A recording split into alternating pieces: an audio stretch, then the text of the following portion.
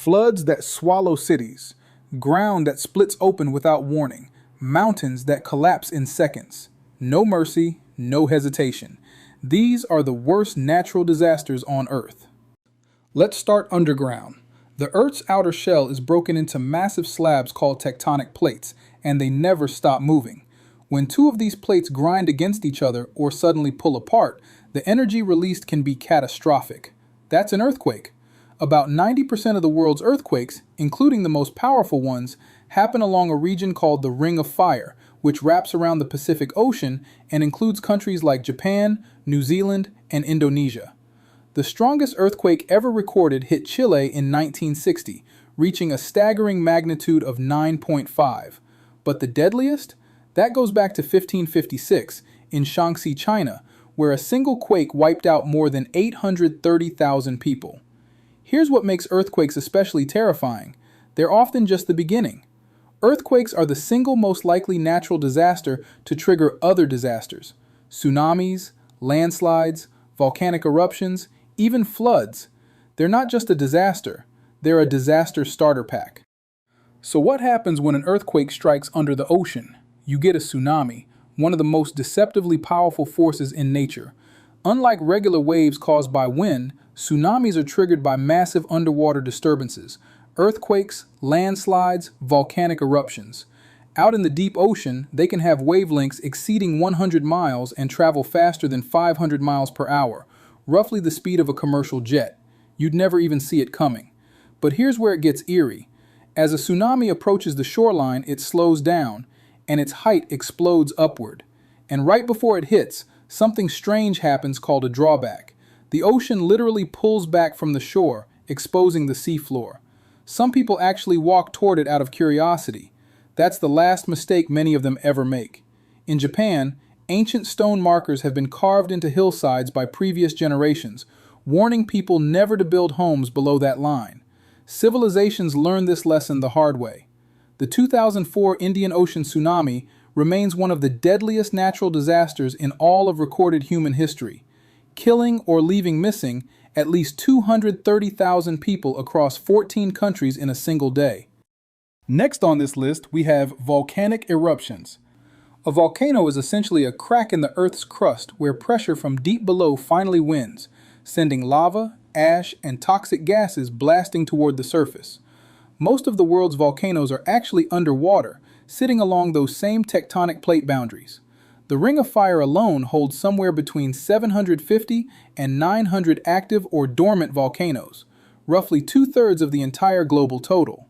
A large enough eruption doesn't just destroy the area around it, it can alter the climate of the entire planet. Volcanic ash and sulfuric acid droplets block sunlight, cooling the Earth in what's called a volcanic winter. The most catastrophic eruption in modern history? Mount Tambora in Indonesia, 1815. The death toll is generally estimated at more than 70,000 people, but the damage didn't stop there. The eruption was so massive it disrupted global temperatures, turning 1816 into what historians call the year without a summer. In the northern hemisphere, crops failed, livestock died, and the worst famine of the century followed. Then there's the supervolcano, the nightmare scenario. The most famous active one sits right under Yellowstone National Park in the United States. These mega eruptions are incredibly rare. Only 4 are known in the past million years. But if one were to blow, the damage would be on a completely different scale than anything we've ever seen. And now we get into flooding. Water is life, but too much of it is catastrophic. Flooding is the most common natural disaster on Earth, and humans have been both victims and contributors to it. Rivers have always drawn civilizations, fertile soil, easy trade routes, transportation. But living near water comes with consequences.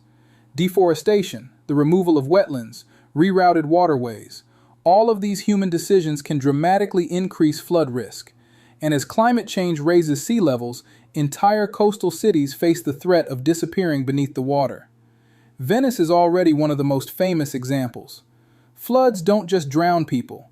They contaminate water supplies and trigger outbreaks of waterborne diseases like cholera, hepatitis A, and hepatitis E. Even after the water recedes, homes stay wet for months, creating ideal conditions for toxic mold and respiratory illness.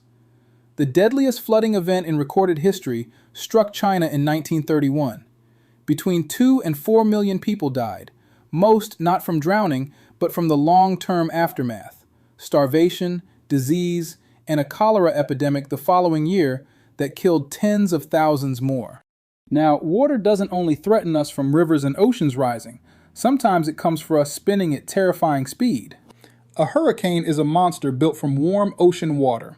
These massive rotating storm systems form when sea surface temperatures reach at least 80 degrees Fahrenheit, feeding energy into a continuously spinning vortex of wind and rain. To officially qualify as a hurricane, sustained winds must hit at least 74 miles per hour. What makes hurricanes so uniquely destructive is their scale. They can devastate entire regions at once, not just a single point. Hurricane Katrina in 2005 remains one of the most infamous disasters in U.S. history. It slammed into the Gulf Coast, hitting New Orleans especially hard, killing over 1,800 people and causing $125 billion in damage. The storm itself was devastating. The failures in preparation and response made it even worse. If hurricanes are slow-moving giants, tornadoes are something else entirely: fast, violent, and merciless. Most tornadoes have wind speeds under 110 miles per hour and are only about 250 feet wide. But the most extreme ones? Over 300 miles per hour winds, more than 2 miles across, capable of ripping entire buildings off their foundations and deforming skyscrapers. Tornadoes are rated using the enhanced Fujita scale, from EF0, which damages trees, all the way to EF5, which literally erases structures from the ground. They typically form from a special type of thunderstorm called a supercell. As heavy rainfall drags a column of cold air rapidly downward toward the ground, what meteorologists call the rear flank downdraft, rotation can tighten into a funnel. The United States sees more tornadoes than any other country, around 1,200 per year, most of them through the Central Eastern Corridor known as Tornado Alley.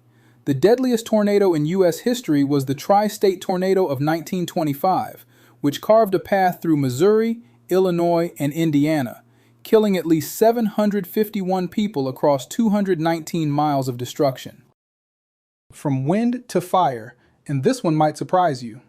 Not all fire is the enemy. Some forest ecosystems actually depend on wildfires to clear dead vegetation and make room for new growth.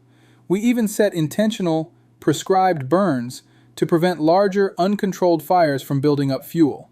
But when conditions align, a wet season that builds up vegetation, followed by extreme drought and heat, wildfires can become apocalyptic. There are 4 ways fire spreads: ground fires burning through underground roots and organic matter, crawling fires moving through low-lying debris and grass, ladder fires climbing from ground level up into the lower canopy, and crown fires blazing through the tops of tall trees.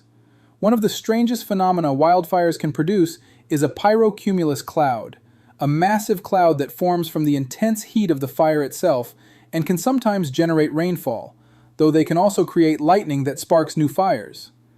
The deadliest wildfire in U.S. history happened in 1871, the Peshtigo Fire in Wisconsin, which burned 1.2 million acres and killed between 1,500 and 2,500 people. It happened the same night as the Great Chicago Fire, which is why almost no one remembers it. Wildfires don't just appear out of nowhere. Often, the stage is set by drought. A drought is a prolonged period of abnormally dry conditions, lasting days, months, or even years. They're most common in tropical regions during dry seasons, but can strike anywhere. And when combined with extreme heat, the effects multiply quickly. The consequences ripple outward. Drinking water runs dry, crops fail, ecosystems collapse, and entire populations are forced to relocate. The economic damage to agriculture alone can be staggering. One of the most severe droughts in American history was the Dust Bowl of the 1930s. Centered on the Great Plains, it produced massive dust storms that turned the sky black, destroyed farmland, and displaced hundreds of thousands of families during an already devastating economic depression. Droughts and wildfires share a common trigger, the heat wave. A heat wave occurs when a high-pressure system parks itself over a region and refuses to move, trapping hot air near the surface for days or even weeks. Combine that with high humidity, and the human body struggles to cool itself. The economic impact is enormous, especially for agriculture. Crops wither, electricity grids buckle under the weight of air conditioning demand, and blackouts follow. Wildfires ignite, and people die, particularly the elderly and vulnerable. The European heatwave of 2003 is one of the deadliest in modern history, responsible for an estimated 70,000 deaths across the continent. Earthquakes, floods, and heavy rains all share another side effect: landslides. These are sudden, powerful movements of rock, soil, and debris down a slope, and they can strike almost anywhere with steep terrain or loose ground. When a landslide hits a body of water at full force, it can generate a tsunami, or in extreme cases, a mega tsunami. The deadliest landslide event in history happened in China in 1920, when a massive earthquake triggered 675 separate landslides simultaneously, killing 200,000 people. Up in the mountains, the equivalent of a landslide is an avalanche. There are two main types: slab avalanches, formed from densely packed snow that collapses when a weak layer underneath gives way, and loose snow avalanches, which begin from a single point and fan out as they descend. Once triggered, avalanches accelerate rapidly, picking up more snow in what's essentially a snowball effect. They can be set off by natural shifts in snowpack, or by human activity like skiing and snowmobiling. One thing that won't trigger them, despite what movies suggest: loud noises. The worst avalanche in recorded history struck Peru in 1970, when an earthquake sent a mass of ice and rock crashing down onto the city of Yungay and 10 nearby villages. 30,000 people were killed.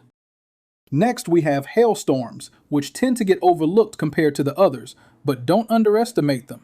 Hail forms inside powerful thunderstorms when strong updrafts carry raindrops high into the freezing upper atmosphere.